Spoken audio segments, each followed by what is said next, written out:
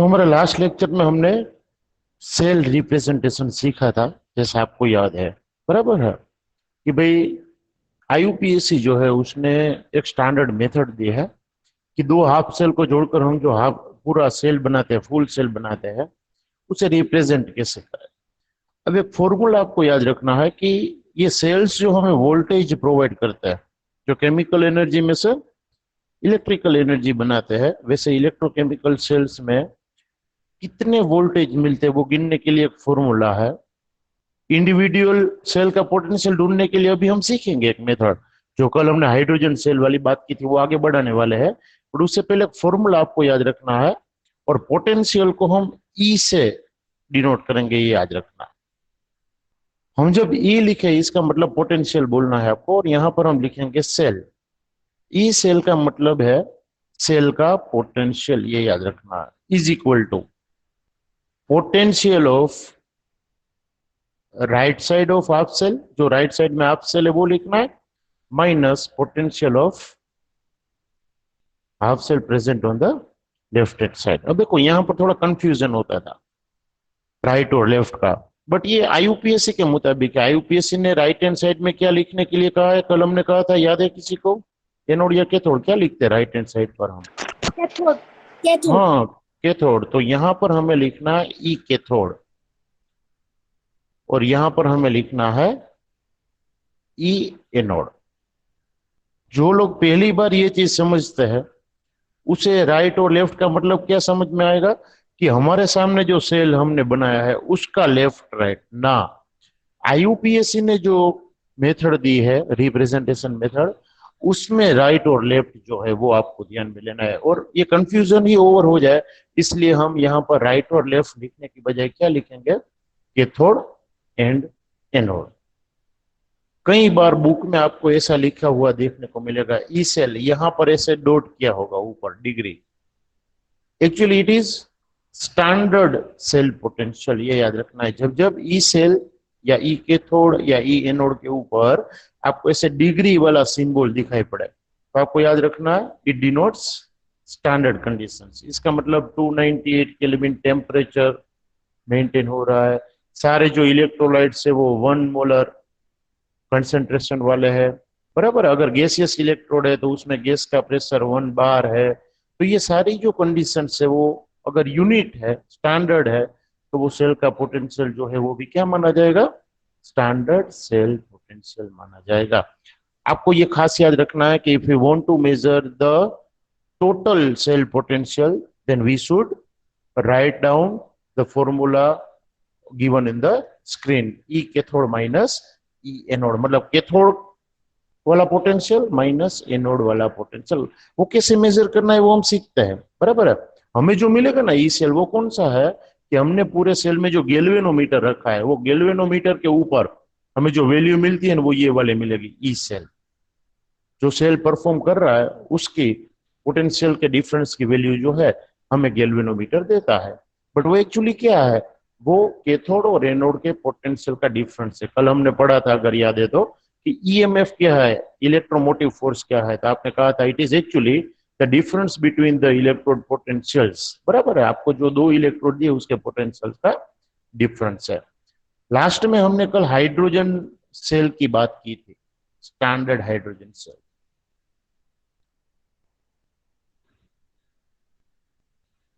अब हाइड्रोजन तो गैस है, बाकी के सेल में दिक्कत नहीं, ओपन बीकर में आप जो है वो डीप कर सकते हो इलेक्ट्रोड्स को।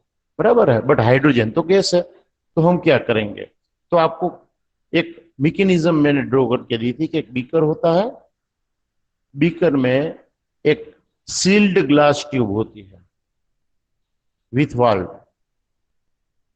उसमें बीच में से एक वायर पास किया गया होता है जो ऊपर से कॉपर वायर के साथ ज्वाइंट होता है, और उसके एंड में एक प्लेट रखी गई होती है जो प्लेटिनम से बनी हुई होती है, जो आधी ये सील्ड ट्यूब के अंदर होती है और आधी ये सील्ड ट्यूब के बाहर होती है। बराबर, और वो प्लेट जो है वो प्लेटिनम से बनी हुई होती है, और उसके ऊपर कोटिंग किया गया होता है प्लेटिनम के पाउडर से, जिसे प्लेटिनम ब्लैक कहा जाता है। प्लेटिनम का एकदम फाइनली डिवाइडेड पाउडर होता है जिसे प्लेटिनम ब्लैक कहा जाता है। यहाँ पर जो वाल्व है उसके थ्रू आप हाइड्रोजन गैस उसमें भर सकते हो और उसका प्रेशर रखना है, कल हमने कहा था कितना, 1 बार। और यहाँ पर जो इलेक्ट्रोलाइट है, सॉल्यूशन है जिसमें ये सेल डिप किया गया है, इलेक्ट्रोड डिप किया गया है, वो HCl या ऐसा कोई एसिड होगा जिसमें से H+ मिल सके, हैविंग कंसेंट्रेशन 1 मोलर। और ये पूरा हाफ सेल जो है वो एक्ट कर रहा है 298 केल्विन पर, मतलब स्टैंडर्ड टेम्परेचर पर, बराबर है। और ये कॉपर वायर के थ्रू दूसरे हाफ सेल के साथ जोड़ सकते हो। इसे क्यों स्टैंडर्ड हाइड्रोजन सेल कहा गया या एज अ स्टैंडर्ड लिया गया, वो हमने कहा था कि भाई हमें जो गैल्वेनोमीटर में मिलता है वो तो 2 सेल का पोटेंशियल मिलता है, मतलब कि डिफरेंस मिलता है, पोटेंशियल डिफरेंस मिलता है 2 हाफ सेल का, मतलब वो तो दोनों के बीच का डिफरेंस है। But if you want to measure the individual electrode potential then what should we do? Is it possible to measure the potential of any half cell? तो वो पॉसिबल नहीं बना, तो उसके लिए एक रास्ता निकाला गया कि भाई कोई भी एक ऐसा इलेक्ट्रोड चुनो जिसकी वैल्यू हम एज्यूम करें रेंडमली, और उसकी रिस्पेक्ट में बाकी के सारे जो इलेक्ट्रोड है, हाफ सेल है, उसकी वैल्यू हमें मेजर करनी है। और ये हाइड्रोजन सेल जो है उसकी वैल्यू ली गई, कल मैंने आपको लिखवाया होगा शायद, 0.0 वोल्ट, बराबर है। उसे मान लिया गया 0। भाई हाइड्रोजन सेल जो है, हाइड्रोजन हाफ सेल जो है, उसका वोल्टेज जो है वो 0 होता है। कौन सी कंडीशन में? तो अगर आप H+, हमने जो ये सॉल्यूशन लिया उसमें H+ होता है ना, उसे एक इलेक्ट्रॉन का ट्रांसफर करके रिड्यूस करे तो वो हमें देगा H, न्यूट्रल H, और लिखेंगे हम क्या, 1/H2 gas. But during that reaction it produces that much energy, but उसे हमें स्टैंडर्ड फॉर्म में कितना ले लिया गया है, सिर्फ भले ही वो कुछ ना कुछ एनर्जी या वैल्यू क्रिएट होती होगी, बट हाइड्रोजन सेल की जो भी वैल्यू है उसे क्या एक्सेप्ट कर लिया गया है, 0। उसकी रिस्पेक्ट में हमें बाकी के जो हाफ सेल्स है, बाकी के जो इलेक्ट्रोड्स है, उसकी वैल्यू डिराइव करनी है। अब यह हो सकता है कैसे, वो हम सोचते हैं, देखते हैं कि भाई हाइड्रोजन सेल के साथ या हाइड्रोजन हाफ सेल है उसके साथ आप दूसरे कोई भी हाफ सेल को छोड़ना पड़ेगा आपको, और हम देखेंगे ये पूरा काम करते हैं। मान लीजिए आपने ये हाइड्रोजन हाफ सेल लिया है, यहाँ पर वो ट्यूब है, उसमें ये डीप किया गया है, वाल्व भी है, प्लेट भी है, सब कुछ है, बराबर है। बहुत अच्छा ड्रॉ करने की ट्राई नहीं कर रहा हूँ, थोड़ा स्पीड में हम जाएंगे। गैल्वेनोमीटर भी जोड़ा हुआ है और दूसरी तरफ आपने यहाँ पर कॉपर रख दिया और CuSO4 का सॉल्यूशन रख दिया, और आपने क्या रखा है ये भाई कौन बताएगा? ये सॉल्ट यूट्यूब जो है, ब्रिज। हाँ सोल्ट ब्रिज है ये, तो सोल्ट ब्रिज भी रख दिया है आपने। अब गैल्वेनोमीटर जो वैल्यू दिखाएगा ना बच्चों, वो वैल्यू सिर्फ किसकी होगी, कोई बता पाएगा?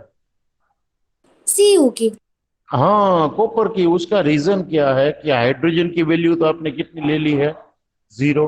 तो हाइड्रोजन हाफ सेल जो है वो तो स्टैंडर्ड आपने ले लिया है और वो तो 0 है, तो जो भी वैल्यू है वो कॉपर की है।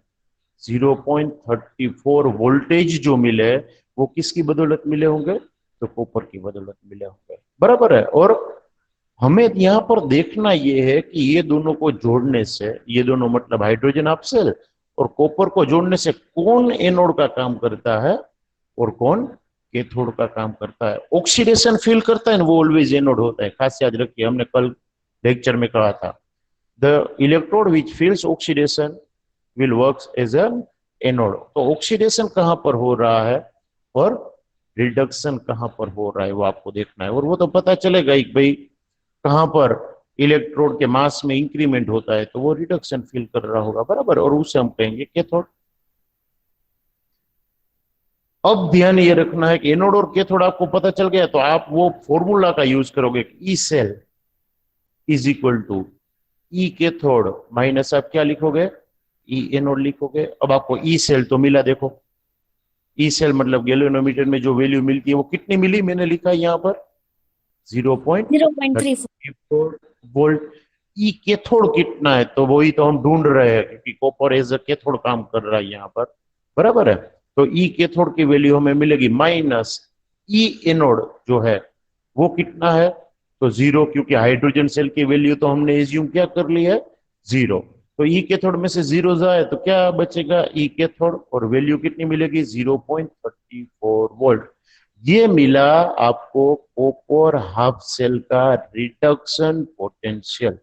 तो इस तरीके से हमने कॉपर का रिडक्शन पोटेंशियल ढूंढा, स्टैंडर्ड वाला है ये, खास याद रखिएगा, क्योंकि सारे वैल्यू हमने स्टैंडर्ड लिए और ये स्टैंडर्ड हाइड्रोजन सेल है, बराबर है। तो ये स्टैंडर्ड वाली वैल्यू मिलेगी 0.34 वोल्ट, बराबर है। इसी तरीके से अगर आप हाइड्रोजन को जोड़ते हो जिंक के साथ,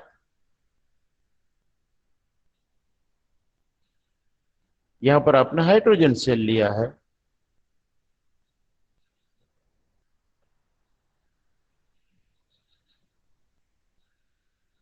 गैल्वेनोमीटर भी जोड़ दिया है, और यहां पर आपने लिया है जिंक।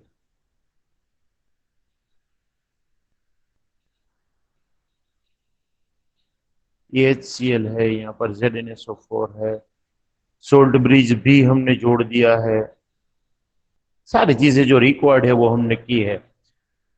अब क्या होगा वो देखना है, मतलब कौन इलेक्ट्रॉन डोनेट करता है, कौन इलेक्ट्रॉन गेन करता है, मतलब कहां पर ऑक्सीडेशन होता है, कहां पर रिडक्शन, वो अगर आप ये दोनों चीजें मतलब हाइड्रोजन सेल और जिंक हाफ सेल को जोड़कर देखते हो ना, तो एनोड का काम जिंक करता है, मतलब इलेक्ट्रॉन डोनेट एनोड करता है, किसको, हाइड्रोजन को। मतलब हाइड्रोजन काम किसका करता है, कैथोड का।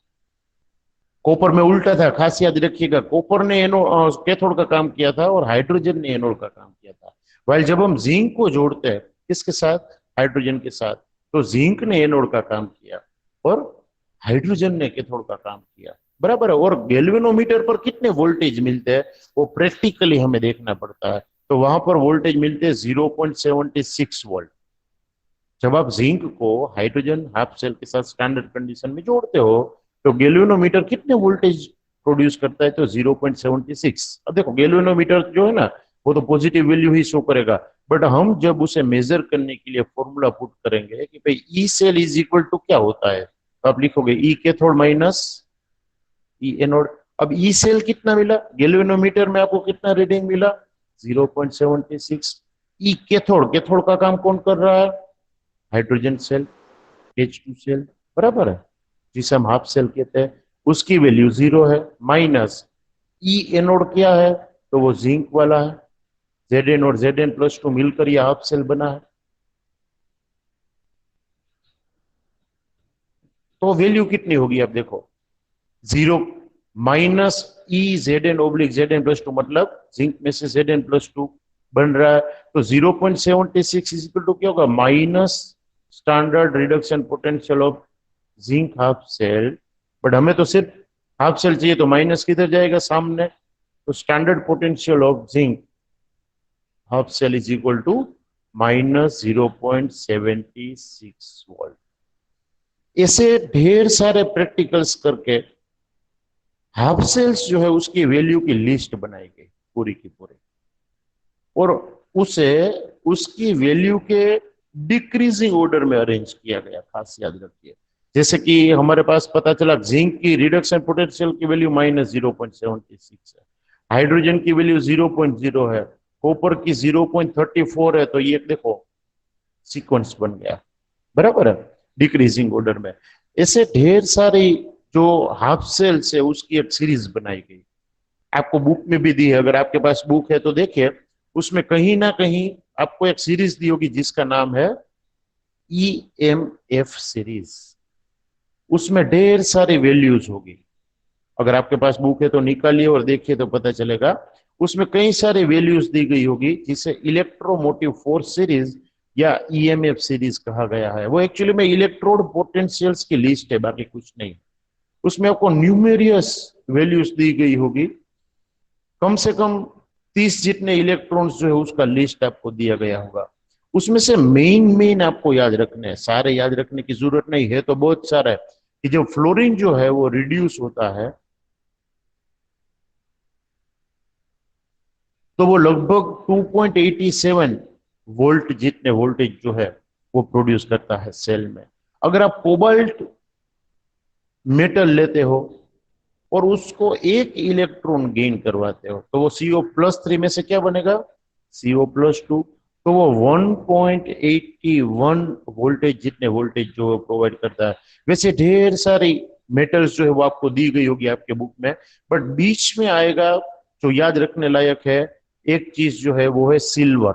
सिल्वर की वैल्यू कई बार सम में आएगी, ये खास याद रखना कि सिल्वर प्लस फॉर्म में होता है, उसे एक इलेक्ट्रॉन मिले तो वो न्यूट्रलाइज होता है, और उसकी वैल्यू जो है वो 0.80 वोल्टेज आपको दी गई, ये याद रखना है।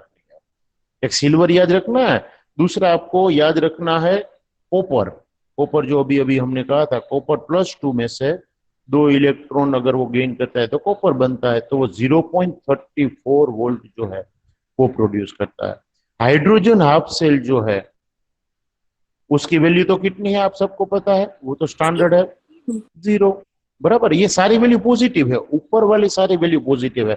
अब जो है ना वो मेटल्स आएगी, ऐसी मेटल्स आएगी कि जो इजीली सामने वाली चीजों को रिड्यूस करती है, मतलब कि रिड्यूसिंग एजेंट का काम करती है।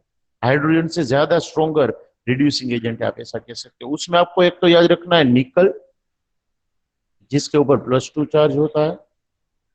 वो जब निकल बनता है तो उसकी वैल्यू होती है -0.25। वैसे ही Fe की बात करें तो 0.44 होता है, बट माइनस। और जिंक जो अभी अभी हमने कहा, वैसे तो कई सारी मेटल्स आपको दी गई होगी बुक में, बट जो याद रखने लायक है वही मैं लिख रहा हूं, बराबर है। शायद आपको दिया ही गया होगा, जिंक नहीं दिया है तो भी आपको याद रखना है, जो वैल्यू अभी मैंने डिराइव करवाई -0.76। और सबसे एंड में तो ईएमएफ सीरीज के लास्ट में आता है वो है लिथियम। स्ट्रॉन्गेस्ट रिड्यूसिंग एजेंट है ये ईएमएफ सीरीज में, याद रखना। और उसकी वैल्यू है -3.05। इसमें से सिल्वर, कॉपर, जिंक और हाइड्रोजन, ये चार वैल्यू खास आपको याद होनी चाहिए, बराबर है। मैग्नीशियम भी होता है 2.36 के आजू बाजू, -2.36 के आजू बाजू, बट वो वैल्यू दी गई होगी आपको। ये तीन चार चीजें ऐसी है जिसकी वैल्यू हर बार देंगे नहीं सम में, तो आपको मुंह जुबान होनी चाहिए कि जिंक जो है वो -0.76 है, उसका रिडक्शन पोटेंशियल। हाइड्रोजन 0 है, कॉपर 0.34 है, और सिल्वर जो है वो 0.80 है, बराबर है, वो प्लस है। और ये आयरन, जिंक, ये माइनस है, याद रखना। क्वेश्चन ये उठता है कि हमें ये सीरीज से फायदा क्या है, ये सीरीज को पढ़कर फायदा क्या है। तो ये सीरीज जो हमने अरेंज की है उसके ऊपर से हमें, जब पेयर बनती है कोई भी दो हाफ सेल की, मान लीजिए कोई आपको कोई एक सिल्वर और कॉपर को जोड़ दो और एक सेल बनाओ, तो स्टैंडर्ड कंडीशन पर वो कितना वोल्टेज प्रोड्यूस करेगा ना, वो आप बिना उसे ज्वाइंट किए पता लगा सकते हो। कौन एनोड का काम करेगा वो भी सीरीज के ऊपर से पता चलता है, कौन कैथोड का काम करेगा वो भी सीरीज के ऊपर से पता चलता है। उसके लिए शॉर्टकट आपको एक याद ये रखना है कि अगर हम डाउन टू अप जाए ये सीरीज में, तो ऑक्सीडाइजिंग एजेंट का कैरेक्टर बढ़ता है। कौन सा कैरेक्टर बढ़ता है? ऑक्सीडाइजिंग एजेंट का काम ज्यादा होता है। मतलब फ्लोरीन जो है वो स्ट्रॉन्गेस्ट ऑक्सीडाइजिंग एजेंट है ये पूरे ईएमएफ सीरीज में। अब देखो याद करो रेडॉक्स रिएक्शन 11 का, ऑक्सीडाइजिंग एजेंट ऐसी एक डेफिनेशन आई थी। किसे हम ऑक्सीडाइजिंग एजेंट कहते हैं, कोई याद करेगा? जिसका खुद का रिडक्शन हो वो।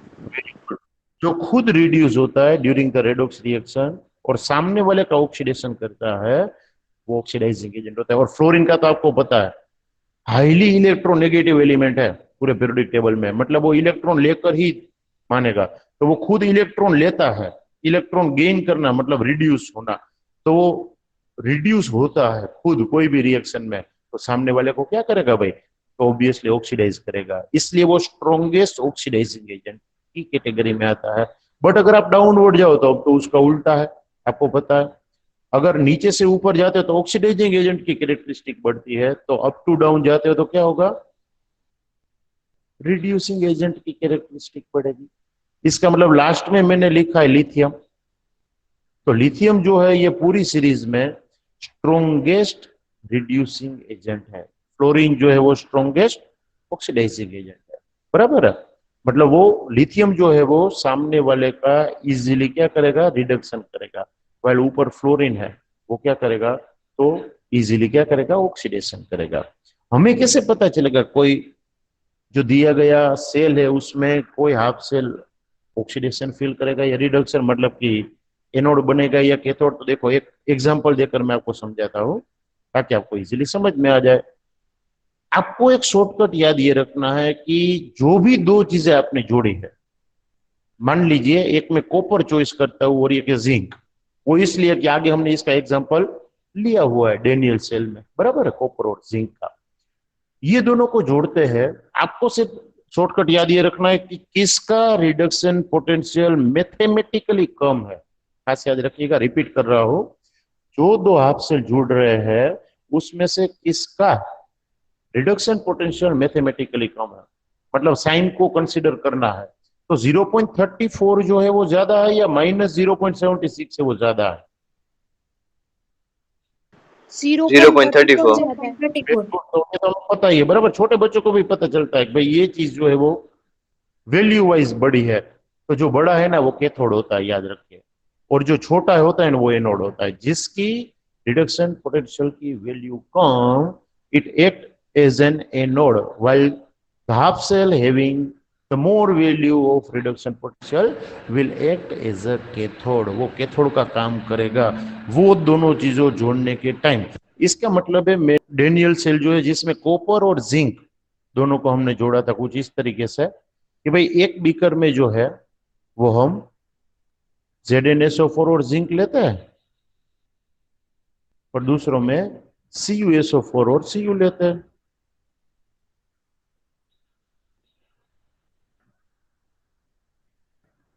सोल्ट ब्रिज भी दिखाना है, उसे गैल्वेनोमीटर के साथ जोड़ना भी है। वहां पर मैंने एक वोल्टेज की वैल्यू लिखी थी अगर आपको याद है तो, कि ये जो सेल है वो जब फुल ऑन काम करता है तो कितने वोल्टेज प्रोड्यूस करता है, तो 1.1। बराबर है। अब ये 1.1 कैसा है ना, वो आपको ये सीरीज के ऊपर से पता चल जाएगा। देखो मैंने दो चीजें जोड़ी है, एक तो जिंक हाफ सेल और दूसरा कॉपर हाफ सेल, बराबर है। अब कौन एनोड का काम करेगा और कौन कैथोड का काम करेगा वो आप बताइए मुझे, क्योंकि इसकी वैल्यू आपके सामने है। देखो मैंने आपको कुछ कहा अभी अभी, जिसकी वैल्यू ज्यादा है वो क्या है, जिसकी वैल्यू कम है वो क्या है? ज्यादा है वो कैथोड ज्यादा है और वो कम है वो कैथोड। एनोड। हाँ, और कम है वो एनोड, बराबर है। तो एनोड का काम कौन करेगा भाई, जिंक करेगा, ये कंफर्म हो गया। और कैथोड का काम कौन करेगा, कॉपर। अब ये जानकर भी हमें फायदा क्या है, तो मैंने आपको एक फॉर्मूला सिखाया और वो फॉर्मूला था E cell is equal to E cathode minus E anode, याद करिए। तो मान लीजिए कि यहाँ पर अभी हमको कोई भी वोल्टेज नहीं मिले है, हमने प्रैक्टिकल शुरू ही नहीं किया। But before practical if you want to calculate the desired amount of voltage कि भाई कितना मिलता है, हम कैलकुलेट करना चाहते हैं, बाद में ही हम प्रैक्टिकल करें तो आप कर सकते हो अगर आपके पास ये स्टैंडर्ड डेटा है तो, क्योंकि आपके पास ये फॉर्मूला है कि टोटल सेल वोल्टेज कितने मिलेंगे, कैथोड माइनस एनोड। कैथोड का काम कौन कर रहा है, तो आपने खुद ने कहा कॉपर, कि उसकी वैल्यू 0.34 है। और एनोड का काम कौन कर रहा है, जिंक, जिसकी वैल्यू -0.76 है। तो कैथोड की वैल्यू यहां पर पुट करिए, कितनी है, 0.34।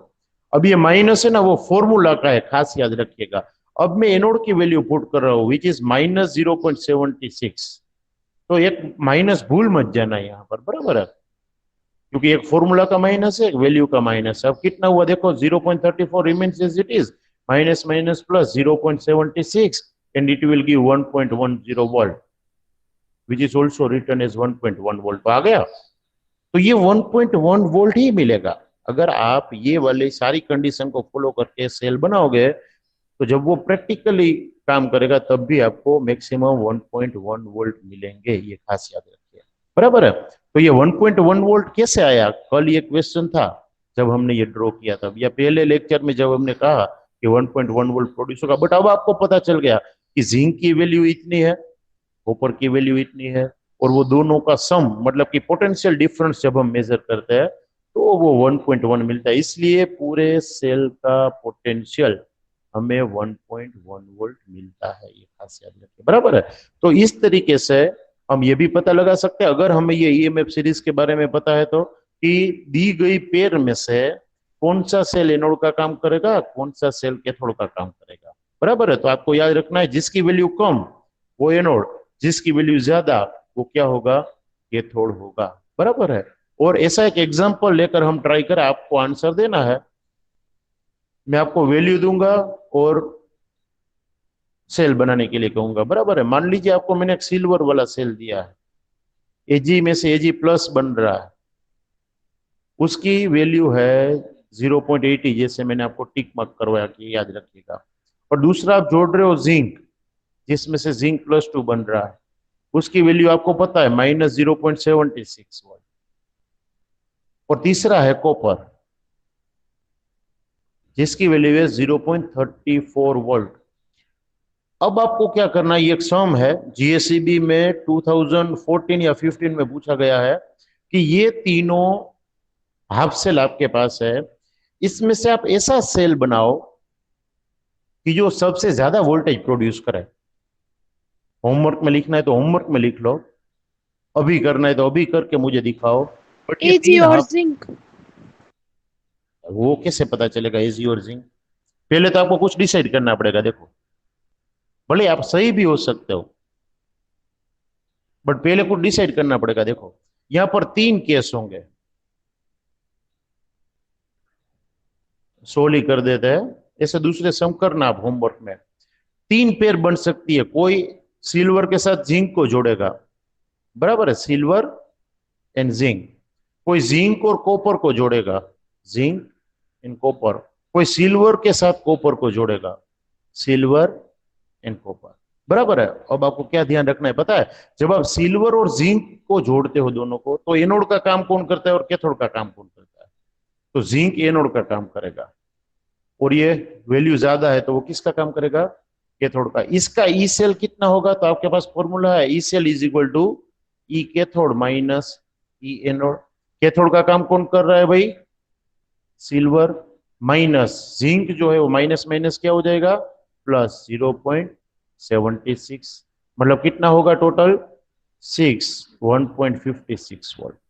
अब जिंक और कॉपर को आप जोड़ते हो, देखो तो जिंक और कॉपर में से कौन एनोड का काम करेगा और कौन कैथोड का काम करेगा। तो आगे हमने कैलकुलेट किया ही है यहाँ पर जिंक और कॉपर की वैल्यू। तो आपने क्या किया था, E cell is equal to E cathode minus E anode.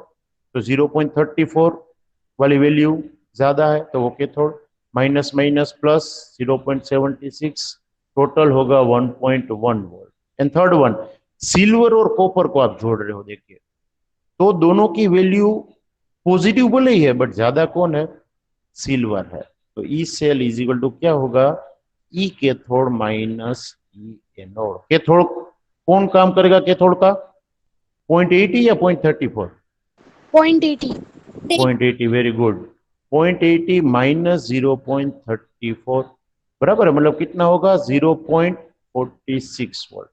तो दो में से कुछ भी क्वेश्चन पूछा हो आपको कि हाईएस्ट वैल्यू किसकी होगी, तो हाईएस्ट का आंसर ये होगा कि सबसे ज्यादा वोल्टेज ये पेयर प्रोड्यूस करेगी। आपको ये भी पूछ सकते हैं सबसे कम जो है वो कौन वोल्टेज प्रोड्यूस करेगा, तो सिल्वर और कॉपर का कॉम्बिनेशन है वो सबसे कम वोल्टेज जो है वो क्या करेगा, प्रोड्यूस करेगा। तो इस तरीके के सवाल आप सोल्व कर सकते हो अगर आपको ईएमएफ सीरीज के बारे में पता है। बराबर है। तो हमें ये पॉजिटिव नेगेटिव वैल्यूज के ऊपर से एनोड के थोड़ा पता लग सकता है, उसके ऊपर से आप सेल पोटेंशियल भी ढूंढ सकते हो। और दूसरे 3 से 4 यूजेस भी है ईएमएफ सीरीज के, जो हम सम कैलकुलेट करेंगे तब हमें पता चलेंगे कि भाई ईएमएफ सीरीज की हेल्प से आप क्या क्या और डिटरमाइन कर सकते हो। तो एक तो कोई भी सॉल्यूशन का पीएच आप डिटरमाइन कर सकते हो। बराबर, एक चीज ये कैसे वो हम सीखने वाले हैं। दूसरा, सोल्यूबिलिटी प्रोडक्ट, जो इक्विलिब्रियम में हमने लास्ट में केस पे देखा था, वो सोल्यूबिलिटी प्रोडक्ट जो है वो भी आप डिटरमाइन कर सकते हो। थर्ड वन, इक्विलिब्रियम कांस्टेंट जिसे हम केसी कहते थे, वो भी हम क्या कर सकते हैं, डिटरमाइन कर सकते हैं। और ऐसी कई सारी दूसरी प्रॉपर्टीज भी है, अभी हमें ये 3 ही देखनी है। बट ये ईएमएफ सीरीज की हेल्प से आप इसे क्या कर सकते हो, डिटरमाइन कर सकते हो, कैलकुलेट कर सकते हो। बराबर है। एक क्वेश्चन ऐसा भी है जो लेना चाहिए, अच्छा है, एक दो बार पूछा भी गया है कि क्या आप कॉपर सल्फेट के सॉल्यूशन को जिंक पोर्ट में स्टोर कर सकते हो?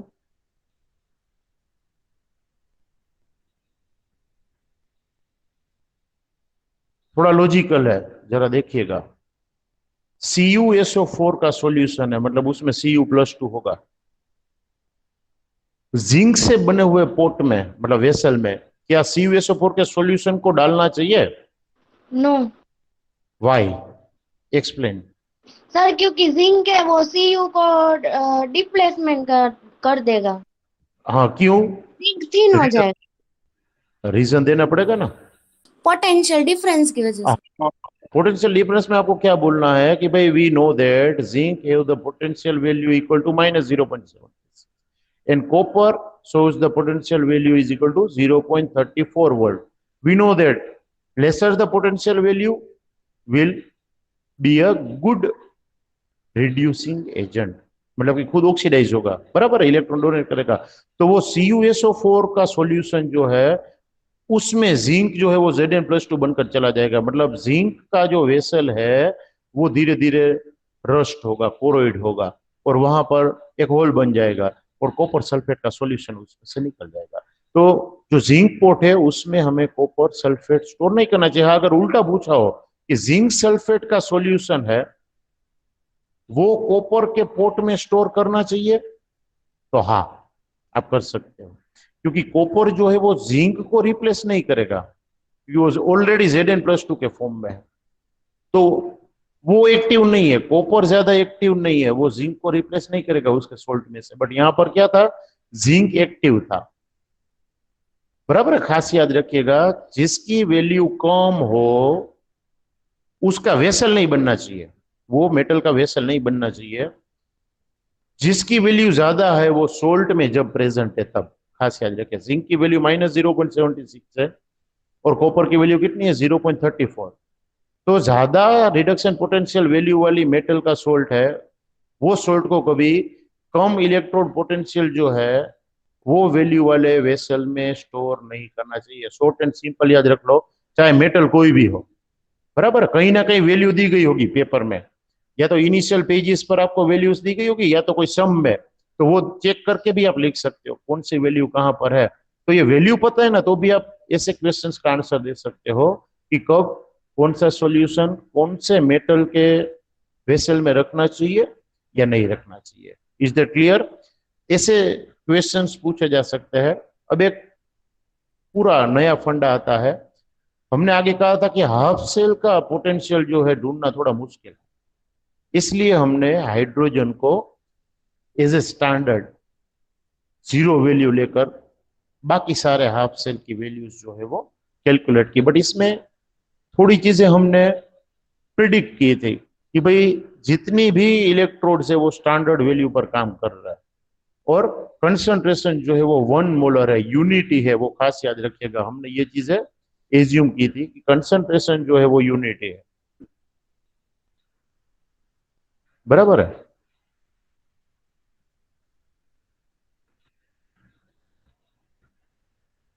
क्या ये पॉसिबल नहीं है कि हाफ सेल जो है सिर्फ उसका जो पोटेंशियल वैल्यू है वो कैलकुलेट हो सके, टेम्परेचर और बाकी के जो पैरामीटर्स है उसके हिसाब से? तो नर्न्स्ट नाम का एक साइंटिस्ट था, आगे हमने जिक्र किया था कि नर्न्स्ट की बात आएगी। तो नर्न्स्ट नाम का जो साइंटिस्ट था उसने एक इक्वेशन दिया जिसे नर्न्स्ट इक्वेशन कहा जाता है, जिसकी मदद से आप कोई हाफ सेल जो दिया है वो हाफ सेल का पोटेंशियल जो है वो ढूंढ सकते हो। मान लीजिए कोई मेटल आपको दी है, मेटल का नेचर क्या है, इलेक्ट्रॉन डोनेट करना या गेन करना? गेन करो। बोलो, अभी आप उसमें भी सोच रहे हो। Metal, donate. हाँ, डोनेट करना, वो जनरली डोनेट करती है, बराबर है। और नॉन मेटल से वो क्या करती है, जनरली गेन करती है। तो मेटल्स ने जितने इलेक्ट्रॉन डोनेट किया उतने चार्ज उसके ऊपर होगा। सोडियम है तो +1 होगा, मैग्नीशियम है तो +2 होगा, एल्यूमिनियम है तो +3 होगा। हमने ऑक्सीडेशन स्टेट सीखी है 11th के 3rd चैप्टर में। बट वो सोल्ट में तो अपने आयन के फॉर्म में होगा। अब आप उसका रिडक्शन करते हो बाय डोनेटिंग इलेक्ट्रॉन। तो हमें कितने इलेक्ट्रॉन चाहिए, जितना चार्ज है उतने मोल इलेक्ट्रॉन चाहिए, मतलब n number of electrons will be required by that positively charge ion. तो वो न्यूट्रलाइज होगा, तो वो मेटल न्यूट्रलाइज होकर हमें सॉलिड फॉर्म में मिलेगा। ऐसा एक रिएक्शन एज्यूम किया नर्स ने कि भाई मान लीजिए कि हम वो पॉजिटिवली चार्ज मेटल को न्यूट्रलाइज कर रहे हैं, इलेक्ट्रोड पर ऐसा रिडक्शन रिएक्शन हो रहा है। और हमने रिडक्शन रिएक्शन इसलिए लिया कि हम रिडक्शन पोटेंशियल को स्टैंडर्ड मानते हैं। आपको पता है आईयूपीएससी ने कहा है कि ऑक्सीडेशन पोटेंशियल और रिडक्शन पोटेंशियल दोनों अगर लेते तो हम कंफ्यूज होंगे, तो हम स्टैंडर्ड किसको मानेंगे, रिडक्शन पोटेंशियल को मानेंगे। एट एनी कंसंट्रेशन आप मेजर कर सकते हो क्या, ये जो हाफ सेल है उसकी वैल्यू। उसने एक फॉर्मूला दिया कि आप जिस हाफ सेल का पोटेंशियल, अब पोटेंशियल के लिए ई हम यूज करते हैं, मैंने कहा आप मेजर करना चाहते हो, मतलब m प्लस n में से m बन रहा है, तो एक तो आपको उसका स्टैंडर्ड पोटेंशियल पता होना चाहिए, जो आगे हमने हाइड्रोजन हाफ सेल से क्या किया, पता लगाया। बराबर है, स्टैंडर्ड वैल्यू तो हाइड्रोजन सेल की रिस्पेक्ट में मेजर कर सकते हो, बट हर एक कंडीशन स्टैंडर्ड होगी ही हर बार, वो जरूरी नहीं है। टेम्परेचर अलग हो सकता है, कंसंट्रेशन अलग हो सकता है, तो तब हम हाफ सेल की वैल्यू कैसे डिराइव करें, वो नर्स ने एक इक्वेशन देकर हमें सिखाया कि एट एनी टेम्परेचर और at any concentration if you want to measure the electrode potential of anode और cathode, then what should we do. हमें एक फॉर्मूला याद रखना है कि वो कंडीशन पर सेल पोटेंशियल कितना होगा, तो आपको स्टैंडर्ड सेल पोटेंशियल पता होना चाहिए, वो सेम सेल का याद रखिए। मतलब जिंक है तो जिंक का, कॉपर है तो कॉपर का, सिल्वर है तो सिल्वर का। यहां पर हम कॉमन मेटल के लिए एम लिख रहे हैं, माइनस वो स्टैंडर्ड में से कितना कम होगा, तो R T upon N F L N. L N आपको पता है केमिकल काइनेटिक और आगे वाले चैप्टर्स में भी हमने पढ़ा है, नेचुरल लोगेरिथम है। 2.303 से आप लोग को मल्टीप्लाई करते हो तो नेचुरल लोग मिलता है एल एन। अब इक्विलिब्रियम वाला चैप्टर याद करो, ऐसे रिएक्शन से ना तब हम लिखते थे product upon reactant, concentration of product upon concentration of reactant. Same चीज यहां पर लिखनी है, कंसंट्रेशन ऑफ प्रोडक्ट मतलब neutralised metal upon concentration of reactant मतलब आयन। बट कंसंट्रेशन तो कितना लिया जाता था इलेक्ट्रोड का, तो यूनिटी वहां पर हम लिखते थे। तो कंसंट्रेशन जो है वो सॉलिड मेटल का कितना लिया जाता था, यूनिटी, तो हम क्या लिखेंगे, इसका मतलब तो ये हुआ कि यहां पर जो m का कंसंट्रेशन है वो 1 लिया जाएगा, E standard m plus n oblique m minus R T upon N F L n 1 upon m plus n। अब ये आर टी एन एफ क्या है भाई, तो ये आर जो है वो गैस कांस्टेंट है, याद करिए 11th का स्टेट ऑफ मैटर नाम का चैप्टर, ये गैस कांस्टेंट है। और अगर आप जूल में लेते हो ये गैस कांस्टेंट को, तो वो होता है 8.314 जूल पर केल्विन पर मोल। ये टी जो है वो क्या है, तो जो टेम्परेचर पर आप कैलकुलेट कर रहे हो सेल पोटेंशियल, ये स्टैंडर्ड वाला तो 298 केल्विन पर ही होगा, याद रखिए। बट ये टी क्या है, आप जिस टेम्परेचर पर प्रैक्टिकल कर रहे हो 300 केल्विन या 310 केल्विन पर अगर आप पोटेंशियल मेजर करना चाहते हो वो हाफ सेल का, तो वो वाला टेम्परेचर आपको यहां पर लिखना है। तो टी मतलब केल्विन में टेम्परेचर, ये याद रखिए। प्रैक्टिकल आप जब एक्सपेरिमेंट कर रहे हो वो एक्सपेरिमेंटल टेम्परेचर आपको लिखना है केल्विन में। एफ क्या है, तो एफ जो है वो है फेराडे कांस्टेंट, शायद फिजिक्स में भी आया होगा। और फेराडे कांस्टेंट होता है 96,487। कई सारी बुक्स में इसे अप्रोक्सीमेटली 96,500 ले लेते हैं, बराबर है। और ये वैल्यू जो है वो कूलम में मेजर होती है, इतना चार्ज पर मोल होता है, ऐसा कहा जाता है। फेराडे ने ये कांस्टेंट दिया था, बट एग्जैक्ट वैल्यू है 96,487। कई सारी बुक में अप्रोक्सीमेटली कितना लिया जाता है, 96,500 लिया जाता है, बराबर है। और ये जो है वो कंसंट्रेशन है। और एन क्या है, तो एन जो है वो इलेक्ट्रॉन कितने ट्रांसफर हो रहे हैं वो है, ये एन जो है वो कितने इलेक्ट्रॉन ट्रांसफर हो रहे हैं वो। अगर आपने यहाँ पर एल्यूमिनियम लिया है तो कितने इलेक्ट्रॉन ट्रांसफर होंगे भाई, इसे कंप्लीटली न्यूट्रलाइज करने के लिए? 3. हाँ 3, तो वहां पर तब 3 आएगा, n = 3। अगर आपने मैग्नीशियम लिया है मान लीजिए, देन उसे 2. Mg में 2। हाँ मतलब जितना चार्ज है यहाँ पर उतने मोल इलेक्ट्रॉन आपको पर मोल आयंस चाहिए। 1 मोल Mg+2 आयन को न्यूट्रलाइज करने के लिए 2 मोल इलेक्ट्रॉन चाहिए, क्योंकि +2 चार्ज वहां पर है, बराबर है। तो इस हिसाब से आपको n लिखना है यहाँ पर। तो ये इक्वेशन अगर आपको याद है तो आप डेनियल सेल के लिए पूरे सेल की वैल्यू कैसे डिराइव कर सकते हो वो हमें देखना है, बराबर है। तो हम एनोड के लिए पहले लिखेंगे, बाद में कैथोड के लिए लिखेंगे। एनोड के लिए मैं क्या लिखूंगा? ई सेल, बट किसका? तो तब मैं लिखूंगा जिंक के लिए लिख रहे हैं, क्योंकि डेनियल सेल में जिंक जो है वो एनोड है। तो मैं लिखूंगा ई Zn+2 इज इक्वल टू, अब उसके स्टैंडर्ड की वैल्यू आपको पता होनी चाहिए, Zn/Zn+2 minus RT/NF ln 1/Zn+2, ऐसा था ना। M+2 था, M+N था, तो M मतलब मेटल, तो जिंक है। कैथोड के लिए क्या लिखूंगा मैं भाई? कैथोड कॉपर का काम, कॉपर जो है वो कैथोड का काम कर रहा था डेनियल सेल में, तो मैं लिखूंगा ई Cu/Cu+2, उसकी स्टैंडर्ड वैल्यू, बाकी का पूरा पोर्शन सेम रहेगा, बट 1/Cu+2 आएगा। ये दोनों हुए half cell, number 1 and number 2। But हमें तो पूरे सेल की वैल्यू चाहिए ना, ये तो दोनों हाफ सेल की वैल्यू हुई। तो पूरे सेल के लिए भी आपके पास एक फॉर्मूला है कि E cell is equal to, हम क्या लिखते थे? E cathode minus E anode. Cathode का काम कौन कर रहा है, कॉपर या जिंक डेनियल सेल में? Copper. कॉपर। तो ये कॉपर की वैल्यू पहले आपको लिखनी होगी ना। तो ई standard Cu/Cu+2 minus RT/NF ln 1/Cu+2। अब ध्यान रखकर लिखना है, ये फॉर्मूला का माइनस है। अब ये पूरी वैल्यू मतलब एनोड है, तो एनोड उसमें से माइनस होगा, तो ये जो प्लस है वो हो जाएगा माइनस, ई स्टैंडर्ड Zn+2, और ये जो नेगेटिव है वो हो जाएगा पॉजिटिव, RT/NF ln 1/Zn+2। अब देखो, अगर आप ऐसा लिख सकते हो ना, E cell is equal to E cathode minus E anode, तो ये उसका स्टैंडर्ड फॉर्म है। ये कैथोड स्टैंडर्ड है माइनस ये एनोड स्टैंडर्ड है, तो ये दोनों के बदले में क्या लिख सकता हूं? ई स्टैंडर्ड सेल, क्योंकि ई स्टैंडर्ड कैथोड माइनस ई स्टैंडर्ड एनोड, मतलब ये हो जाएगा ई स्टैंडर्ड सेल। ये प्लस को मैं आगे ले लेता हूं और ये माइनस को मैं पीछे लिखता हूं, मतलब प्लस RT/NF ln 1/Zn+2। अब देखो, मैं RT/NF को कॉमन भी निकाल लो तो क्या होगा? ln 1/Zn+2 plus ln 1/Cu+2, बराबर है। अब ये जो चीज है, ये बीच में माइनस आएगा ना, प्लस हमने कॉमन निकाला है तो यहाँ माइनस आएगा।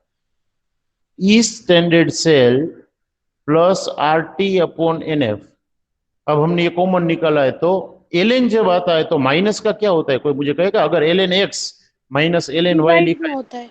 यस डिवाइड में होता है, बट ये तो ऑलरेडी डिवीजन में है, तो कॉपर जाएगा ऊपर और जिंक जाएगा नीचे, क्योंकि 1 है दोनों। और यहां पर अगर मैं माइनस कर दूं तो मुझे रेसिप्रोकल लेना पड़ेगा उसका, मतलब माइनस RT/NF ln, यहां पर जिंक आएगा और यहां पर कॉपर आएगा। और जिंक क्या था? एनोड, और कॉपर क्या था? कैथोड। तो आप ये फॉर्मूला भी याद रख सकते हो, E cell is equal to E standard cell minus RT/NF ln anode upon cathode. Anode चाहे कोई भी हो, कैथोड चाहे कोई भी हो, बट आएगा क्या? Anode upon cathode. और ये इक्वेशन को क्या नाम दिया जाता है?